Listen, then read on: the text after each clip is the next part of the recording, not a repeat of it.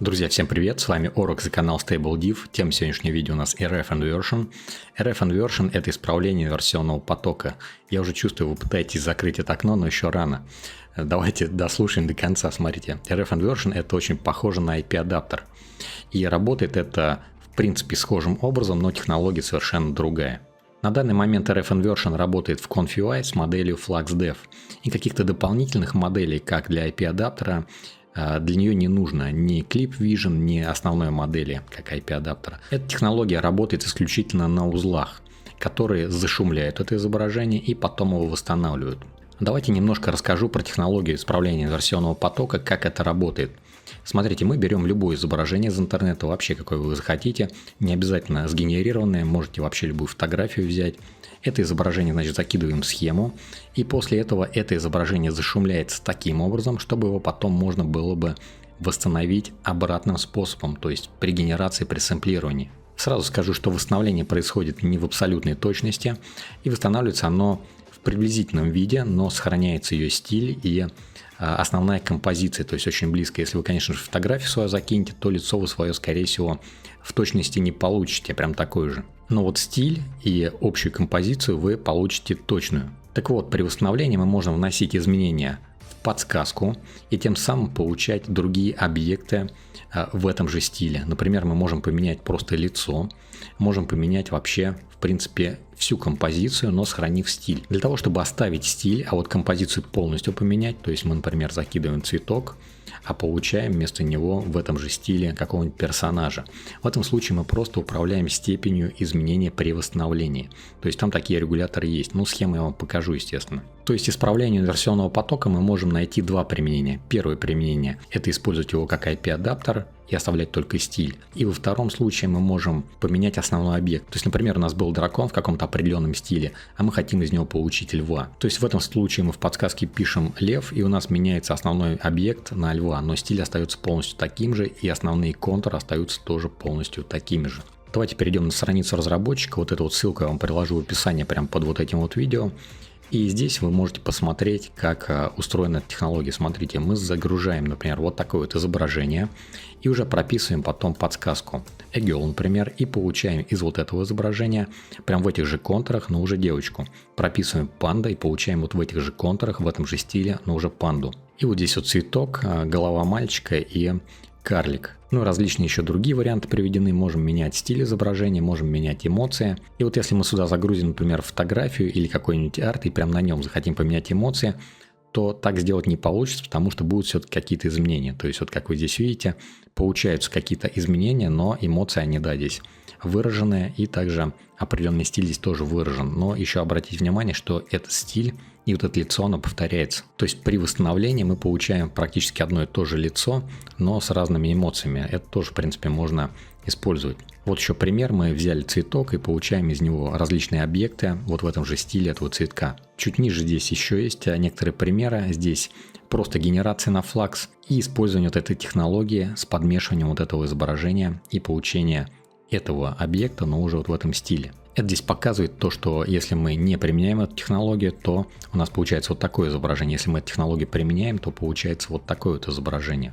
Ну и тут еще много различных примеров, вы можете уже самостоятельно полистать, посмотреть, познакомиться с этим. И смотрите, на этой странице описана основная технология, но здесь есть еще ссылка на ConfUI. Нажимаем по вот этой ссылке и переходим на страницу разработчика узлов ConfUI для применения вот этой технологии именно в ConfUI. На этой странице вы можете скопировать эту ссылку, установить ее через менеджер, и также можете воспользоваться вот этим вот workflow для того, чтобы повторить то, что здесь, в принципе, есть на этой странице. Если вы подписаны ко мне на Boosty, то вам не нужно устанавливать эти вот узлы отдельно, и вам не нужна вот эта вот схема, потому что у меня схема есть гораздо лучше, она приложена на Boosty. Вот такой вот файл rfinversion.json, вы его переносите вот сюда, вот рабочее пространство ConfUI. Как установить ConfUI, вы можете просто посмотреть предыдущее видео. Там в начале видео просто вы перейдете установка ConfUI, да, 15.10, прям по вот этой ссылочке щелкните, и посмотрите, как устанавливать ConfUI. Я повторяться не буду, но вот эту вот инструкцию я приложу, она, в принципе, достаточно понятная и простая. Теперь по поводу схемы. Здесь схема у меня разделена на несколько групп. Как обычно, я всегда делю на логические какие-то цепочки. И давайте сначала перейдем к первой цепочке, она для вас сейчас будет самая важная. Здесь я использую несколько вариантов этой схемы. Первый вариант это для 12 гигабайт видеопамяти. Вот как здесь все настроено, оно так и должно быть. Только модель не Q5, как я вот здесь вот выбрал, но я вам схему приложу уже исправленную с Q4 моделью. Соответственно, вам нужна вот такая модель Hyper 8 Q4 FluxDev. Эту модель вы можете скачать по ссылке в описании на Boosty. Вот она, вот эта вот моделька. Нажимаем по вот этой стрелочке, ее скачиваем. Эта модель потребляет мало видеопамяти, но наименьшее количество видеопамяти, которое возможно потреблять на FluxDev, наверное. Можно там еще использовать, конечно, более сжатые модели, но так качество будет совсем плохое. Здесь качество хорошее. И более того, эта модель генерирует всего на 8 шагах генерации, соответственно, у вас скорость генерации будет достаточно высокая. Поэтому оставляем вот такой вот вариант. И если у вас 16 или 24 гигабайта видеопамяти, то вы можете генерировать намного быстрее, чем на модели GGUF. В этом случае переключаемся вот здесь вот на пульте на модель FP8. И для модели FP8 вам нужно будет использовать еще вот такую вот лору HyperFluxDev 8 Step. Эта лора будет в двух вариантах приложена, в Rank 64 и Rank 32. Обе лоры по качеству очень похожи, но Rank 64 немножко получше качество выдает, почетче, поконтрастнее картинка. Но весит эта лора уже в 2 раза больше. Соответственно, если у вас 16 гигабайт видеопамяти, я вам советую использовать Rank 32. Эта лора немножко поменьше, и, возможно, у вас скорость будет чуть-чуть побыстрее. Вот эту вот лору совместно с GGUF моделью использовать ни в коем случае нельзя, потому что эта модель Hyper, она уже 8-шаговая. И если вы подключите еще сюда лору 8-шаговую, у вас, в общем-то, ничего хорошего не выйдет. То есть будет просто какое-то шумное изображение. Вот здесь мы подключаем клип L, ссылку на нее я вам тоже приложу вот здесь вот. Вот сюда вот нажимаем, скачиваем. И также я вам еще приложу VAE. VAE тоже вы сможете скачать по вот этой вот ссылке. То есть сюда нажимаем и скачиваем. Но опять же, все ссылки будут на Boosty приложены. И еще не менее важный момент. Здесь еще используется модель T5. Вот такая вот. И я использую модель T5 Q4. Ссылку я вам тоже приложу на Boosty. Здесь есть различные варианты этой модели. Q3 есть, Q8 есть даже. Я вам советую использовать вот такую вот модель, самую маленькую, 2.74. Вот сюда вот нажимаем, скачиваем эту модель. Она просто вам сэкономит видеопамяти по сравнению с FP8 моделью. Она весит меньше видеопамяти потребляет, и даже для 16 гигабайтов это будет плюс. На качество генерации это сильно не повлияет. У меня 24 гигабайта видеопамяти, поэтому я оставляю вот такой вот вариант. То есть выбираю здесь второй пункт, модель FP8 и включаю вот такую вот лору. Соответственно, я лору использую Rank 64, потому что у меня видеопамяти в принципе в достатке. Если 16 гигабайт, используйте Rank 32. Возможно, у вас будет побыстрее генерация, но если 64 будет тоже работать, то используйте ее. В общем-то, все, что касается скорости и Hyper модели, я вам рассказал. В принципе, по качеству между Hyper моделями и обычными моделями какой-то колоссальной разницы нет. Есть какая-то небольшая разница, но по скорости генерации разница действительно существенная. Ну и теперь давайте разберем схему, что у нас здесь есть. Первое, что у нас здесь есть, это загрузка изображения. Мы загружаем изображение, просто его сюда вот закидываем. И дальше у нас здесь в схеме используется вот такой вот апскейлер. Здесь у меня стоит по умолчанию по высоте 1024, а ширина берется из пропорций. Но вы можете поставить наоборот ширину 1024, а высоту из пропорций, в зависимости от того, какое у вас изображение и что вам нужно получить. Также вы можете поменять, например, на 768. В этом случае детализация, конечно же, будет меньше, но скорость генерации будет существенно быстрее, и потребление видеопамяти у вас тоже будет меньше. Я ставлю 1024, чтобы изображение было покачественнее. Ширина будет браться из пропорции изображения, в зависимости от того, что я сюда загружу. Также здесь есть подсказки от разработчика. Я эти подсказки оставил, чтобы вы могли самостоятельно поэкспериментировать над этой схемой, если вам что-то не понравится. Ну, давайте переходить к основной части этой схемы.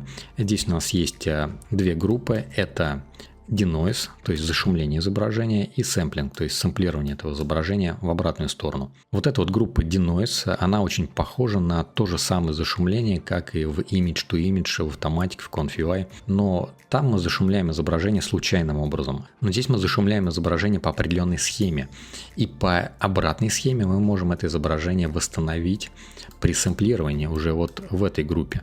То есть вот в этом вот заключается разница. То есть не просто какое-то хаотичное зашумление, а зашумление с определенной стратегией, с определенной схемой, так чтобы это потом уже можно было восстановить. Смотрите, здесь используются вот такие вот узлы Flux Degaudens, используется узел Flux Forward ADE Sampler. В общем-то, вот эти вот узлы, их нет в обычном наборе. Это как раз таки принадлежность вот этого вот набора узлов. То есть всего лишь два вот этих вот узла для денойза. Здесь мы можем выставить шаги при сэмплировании, при зашумлении. Здесь я выставляю 12 шагов. На самом деле с хайпермоделью мы можем поставить и 8 шагов. Если у вас очень долго происходит генерация, поставьте 8 шагов. Качество генерации будет немножко похуже, но скорость будет выше. То есть можно спокойно поставить 8 шагов вот здесь вот. И в этом случае, вот в этой группе, вы тоже тогда не забудьте поставить вот здесь тоже 8 шагов. Дело в том, что эти шаги должны быть одинаковые и здесь, и здесь. Давайте запустим генерацию, посмотрим, что у нас происходит. И вот сейчас у нас, видите, как изображение зашумляется. Это превью. То есть мы увидим прям, как происходит зашумление. То есть вот было исходное изображение, оно зашумелось. И после этого это изображение начинает восстанавливаться. То есть оно, наоборот, из шума потом по этой же схеме, но немножко обратной, конечно же, она восстанавливается, и на выходе мы получаем вот такой вот. То есть здесь у нас был дракон на троне, а здесь у нас получилась собака на троне. Почему? Потому что я здесь описал в подсказке собака на троне, cinematic. То есть, видите, я здесь заменил всего лишь одно слово, то есть персонажа, и у меня получился на выходе уже вот такой вот пес. И вот здесь мы можем посмотреть, как изменилось наше изображение. То есть мы добавили слово собака вместо дракона и получили практически копию то же самое изображение, но, конечно же, не копия, небольшие изменения здесь есть, если вы обратите внимание. Здесь вот эта вот пряжка другая уже в виде сердечка, здесь она вот такая вот. Изменения есть. То есть, если вы какую-то фотографию будете так преобразовывать, конечно же, там лицо будет, скорее всего, уже другое. Но вот для артов это очень даже пригодно. То есть, вы просто можете арт вот таким вот образом преобразовать. Более того, это изображение может быть вообще не сгенерировано в Stable Diffusion, ни на автоматике, ни в Conf.ui. То есть, это изображение может быть просто из интернета, но вы хотите там поменять, например, лицо персонажа. То есть, вы можете его реально вот так вот закинуть и поменять вот так вот лицо, или поменять вот эту вот палку на какую-то рукоятку меча. И это всего лишь один вариант использования этой схемы. То есть, если вы обратили внимание, то здесь изображение меняется очень слабо, то есть меняется только то, что мы описали. Но если мы хотим использовать эту схему как IP-адаптер, то в этом случае нужно будет поменять настройки. По умолчанию у вас будут настройки именно вот такие вот. Ну, давайте посмотрим, чем вот эта вот группа отличается от предыдущей группы. На самом деле, эта группа абсолютно такая же, здесь разница только всего лишь в одном узле. Flux Reverse, вот такой вот здесь узел используется для того, чтобы мы сэмплировали изображение, и для того, чтобы мы зашумляли изображение, здесь используется вместо того узла уже Flux Forward. При этом узле у нас зашумляется изображение. И давайте теперь посмотрим, какими параметрами мы можем управлять. Ну, во-первых, конечно же, количеством шагов. Если количество шагов мы здесь как-то поменяем, то вот эти вот подсказки, которые здесь написал, они тоже все изменятся. Поэтому количество шагов, в принципе, лучше оставьте таким, как оно здесь есть. Иначе вам придется корректировать вот эти вот параметры, чтобы получить уже, соответственно, хорошие результаты. Смотрите, если мы хотим перенести полностью все изображение с композиции, но поменять основного персонажа, то в этом случае мы вот в этом узле выбираем констант. Констант — это как бы постоянное следование вот этому вот шуму. То есть у нас изображение по максимуму повторяется из того, что у нас было. Но, соответственно, у нас подсказка вот здесь другая, и эта подсказка, она как бы встраивается в генерацию, и уже происходит какое-то преобразование. Дальше у нас есть параметр nStep. Параметр nStep влияет на степень изменения этого изображения исходного. nStep означает конечный шаг внедрения вот этого вот шума, который мы получили при зашумлении. То есть из этого шума мы можем получить точную копию. И, соответственно, чем вот этот последний шаг будет ближе к нашим общим шагам генерации, у нас всего 12 шагов генерации, тем у нас изображение будет больше похоже на исходное изображение. Здесь я в подсказке написал, что вот от 2 до 4 это следует выбирать, потому что если мы поставим 5-6, то изображение уже просто копируется. Оно просто будет практически копией такой же, как и было изначально, с небольшими изменениями, и там уже смена персонажа не получится в этом случае. Если вам изменений нужно больше, то в этом случае вы уменьшаете nStep, и, соответственно, влияние вот этого исходного шума на генерацию на нашу будет уже меньшее количество шагов, меньшая продолжительность. То есть будет первый, второй шаг, а дальше уже будет генерация со случайным шумом. В этом случае мы как бы расширяем возможности для генерации. Но если вы хотите эту схему использовать как IP-адаптер, то есть для того, чтобы менять полностью всю композицию, оставлять только стиль, в этом случае вам нужно использовать ETA Trend не констант, а Linear Decrease, то есть линейно обратный. То есть мы изменяем немножко вот этот вот исходный шум, немного, то есть не совсем сильно, но немножко его корректируем. Давайте теперь попробуем перенос стиля. Закинем вот это вот исходное изображение, которое у нас было там в примерах. Это роза из расплавленного какого-то золота. Здесь вот эту подсказку используем, она тоже там была в примерах. 3D Melting Golden Render. Вот эта вот подсказка, она будет участвовать в зашумлении нашего изображения. И дальше мы переносимся в группу Sampling. И здесь мы пишем уже вот такую подсказку. Викинг, корабль, 3D Melting Golden Render. В общем-то, тот же самый стиль, но меняем основного персонажа. И, соответственно, переключаемся на Line and Degrees, чтобы перенять именно стиль, а изображение полностью поменялось, чтобы от цветка там вообще ничего не осталось. И при генерации мы получаем вот такое вот изображение. На самом деле качественное, хорошее изображение, несмотря на то, что оно на 12 шагах сделано, вполне нормально и выглядит очень похоже на вот этот вот стиль. И обратите внимание, что здесь я поставил N-Step 4. Если я вот поставлю сейчас 5, давайте нажмем опять Q-Prompt, вы посмотрите, какая будет разница. Здесь у нас уже вот такая вот генерация. На самом деле каждая генерация она разная. Почему разная? Вот здесь у нас стоит рандомайз при зашумлении. И, соответственно, вот это вот зашумление, оно каждый раз будет меняться.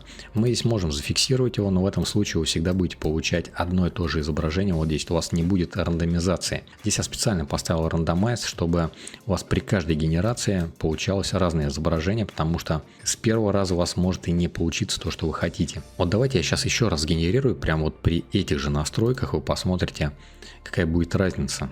То есть сейчас у нас происходит зашумление, видите, это изображение опять. И, соответственно, конечно же, на это тратится время, но зато вы получаете каждый раз разное изображение. Если вам нужно это будет зафиксировать, то в этом случае вы просто там это зафиксируете. Смотрите, вот здесь, кстати, удачная генерация получилась, несмотря на то, что у нас здесь 5 шагов. 5 шагов – это больше исследования исходному стилю, и на самом деле получилось очень даже интересно. Если мы сейчас поставим 4 шага следования исходному шуму, то в этом случае у нас уже генерация будет более свободная и больше вероятность, что у нас практически каждое изображение будет нормальное. Вот такое вот изображение получилось. Сейчас я еще раз нажал Q-Prompt. Давайте посмотрим еще, что сейчас получится. А теперь вот такое вот изображение. Видите, каждый раз разное изображение, но если мы ставим правильный N-Step, то у нас уже вероятность получения стабильно хорошего изображения гораздо выше. И смотрите, еще один пример. Здесь я вот такое вот изображение закинул. Его описываю вот таким вот образом. Мальчик держит рыбу. Вектор арт стиль. И вот в этой подсказке я уже описываю. Мальчик держит собаку. Тоже стиль вектор арт. И в итоге у нас получается вот такое вот изображение. Мальчик действительно похож на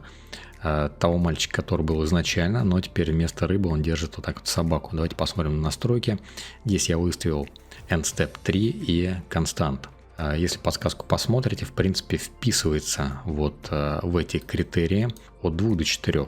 Давайте посмотрим еще один пример. Вот такой вот дракон, сидящий на лавочке, читает газету. Давайте посмотрим описание. Дракон сидит на лавочке, читает газету, cinematic стиль. Давайте перейдем вот сюда. Вот здесь я вот такое уже описание сделал. Я просто заменил дракона на lion. Кстати, почему-то лев перевелся у меня немножко по-другому. Я поэтому по-английскому здесь написал. Иначе получились там какие-то другие у меня звери. В итоге вот такое вот у меня изображение получилось. Практически тот же самый стиль, то же самое положение. И только теперь вместо дракона у меня лев. Давайте посмотрим на настройки. Здесь у меня N-Step равен 2, и это Trend Constant. Друзья, вот такая вот интересная технология Ref and Version, исправление инверсионного потока, которая очень похожа на IP-адаптер. Как и IP-адаптер, она умеет работать и со стилем, и с композицией. Соответственно, можно перенести и общую композицию, и общий стиль. И работает достаточно классно, то есть изображения получаются хорошие по качеству, и даже с использованием хайпермодели. Хайпермодель неплохо справляется с генерацией, и качество изображения хорошее. Если потом проапскейлить это изображение, то будет вообще отличное качество. Друзья, и напоминаю вам, если вам интересны нейросети, интересны веб-интерфейс Automatic Forge Conf UI, то для вас у меня есть курсы по вот этим вот веб-интерфейсам. Если вам вот в этой схеме что-то непонятно, как это все вот строится, как это можно все собрать, то добро пожаловать на курсы Conf UI, там я это все расскажу и покажу. Если что-то будет непонятно, то там проводятся еженедельные стримы, вы можете задавать вопросы, мы будем разбирать то, что вам не ясно. Здесь очень много различных узлов, которые действительно могут сбить с толку, но это вам все тоже будет понятно, если вы пройдете курс по Conf UI. Более подробная информация на сайте stablediv.ru, ссылка будет в описании под этим видео, переходите, там же есть контакты администратора. Если какие-то у вас вопросы останутся, обязательно их задавайте администратору. До встречи на курсе, а также вас приглашаю на мой Boosty, там много различных видео и очень подробные инструкции вот к этим вот видео. Также вас приглашаю в мой большой телеграм-чат, там большой комьюнити для общения на различные темы, все разбито по комнатам, очень удобно. И также там можно поделиться своими изображениями, которые вы генерируете, и посмотреть на то, что генерируют другие люди, задать вопросы. Достаточно интересно и очень активное комьюнити. Если вам понравилось это видео, обязательно поставьте лайк. Всем хорошего настроения, удачной генерации. Всем пока.